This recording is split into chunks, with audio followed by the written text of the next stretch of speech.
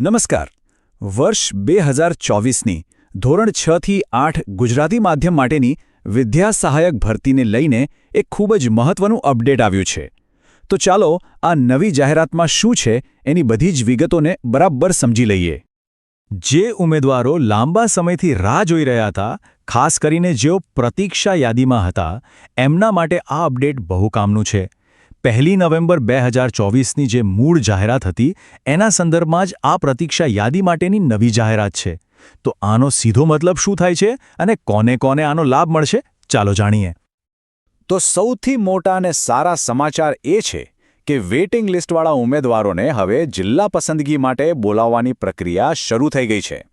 મતલબ કે ભરતીનો જે આગામી તબક્કો અટકેલો હતો એ હવે આગળ વધી રહ્યો છે. સૌથી પહેલી અને અગત્યની તારીખ ખાસ નોંધી લેજો. 6 ફેબ્રુઆરી સાંજે 6 વાગ્યાથી જે પણ પાત્રતા ધરાવતા ઉમેદવારો છે એ પોતાના કોલ લેટર ઓનલાઈન ડાઉનલોડ કરી શકશે. ઓકે, તો હવે સીધો સવાલ એ થાય કે આ કોલ લેટર ડાઉનલોડ કોણ કરી શકશે? શું વેઇટિંગ લિસ્ટમાં રહેલા બધા જ ઉમેદવારો? તો ચાલો જોઈએ કે એના માટેના નિયમો શું છે.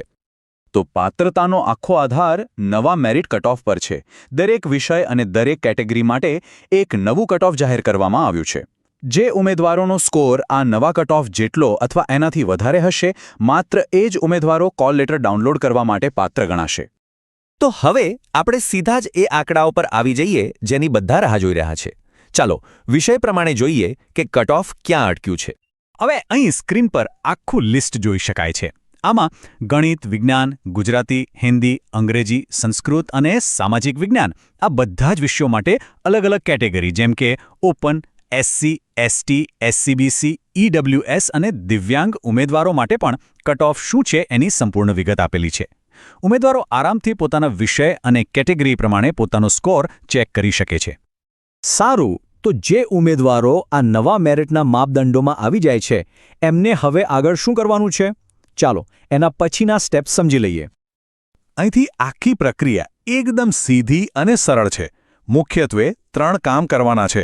પહેલું, ઓનલાઈન કોલ લેટર ડાઉનલોડ કરવાનો છે. બીજું, એમાં આપેલી તારીખ અને સમયે જિલ્લા પસંદગી માટે હાજર રહેવાનું છે. અને ત્રીજું અને સૌથી અગત્યનું, દરરોજ વેબસાઇટ જોતા રહેવાનું છે. જિલ્લા પસંદગી માટેની તારીખ પણ જાહેર થઈ ગઈ છે, જે છે 11 ફેબ્રુઆરી 2026. પણ હા, એક વાત ખાસ યાદ રાખજો કે ચોક્કસ સમય અને સ્થળની માહિતી ફક્ત અને ફક્ત કોલ લેટરમાં જ લખેલી હશે. અને એ વાત પણ બિલકુલ સ્પષ્ટ કરી દેવામાં આવી છે કે આ કોલ લેટર કોઈને પણ ટપાલ દ્વારા ઘરે મોકલવામાં નહીં આવે. આ એક ઓફિશિયલ ડોક્યુમેન્ટ છે જે ફક્ત ઓનલાઈન જ મળશે અને એને સત્તાવાર વેબસાઇટ પરથી જ ડાઉનલોડ કરવો પડશે. ચાલો હવે આગળ વધીએ એના પહેલાં કેટલીક બહુ જ અગત્યની સૂચનાઓ છે જેના પર દરેક ઉમેદવારે ધ્યાન આપવું ખૂબ જ જરૂરી છે. જે દિવ્યાંગ ઉમેદવારો છે એમના માટે એક ખાસ સ્પષ્ટતા કરવામાં આવી છે. એમને જિલ્લા પસંદગીનો લાભ ત્યારે જ મળશે જો એમની જીતે કેટેગરીમાં ખાલી જગ્યા ઉપલબ્ધ હશે તો. અને આ સૂચના તો જાણે કે સૌથી વધુ મહત્વની છે, જે જાહેરાતમાં પણ સ્પષ્ટ લખેલી છે. બધા જ ઉમેદવારોને કહેવામાં આવ્યું છે કે ભરતીની પ્રક્રિયા પૂરી ન થાય ત્યાં સુધી દરરોજ નિયમિતપણે વેબસાઇટ ચેક કરતા રહેવું, જેથી કોઈપણ નાની મોટી અપડેટ ચૂકી ન જાય. તો આ બધી જ માહિતી પછી હવે એ સવાલ પર આવીએ કે અત્યારે તરત જ કરવા જેવું સૌથી પહેલું અને સૌથી અગત્યનું કામ કયું છે? સીધી વાત છે, અત્યારે સૌથી પહેલું કામ એ કરવાનું છે કે ઓફિશિયલ વેબસાઇટ પર જઈને જાહેર થયેલા મેરિટ લિસ્ટમાં પોતાનો સ્કોર ચેક કરો. અને જો તમે પાત્રતા ધરાવતા હો તો તરત જ પોતાનો કોલ લેટર ડાઉનલોડ કરી લો અને તેમાં આપેલી તારીખ અને સમય નોંધી લો. આ ભરતી પ્રક્રિયામાં સામેલ તમામ ઉમેદવારોને ખૂબ ખૂબ શુભેચ્છાઓ.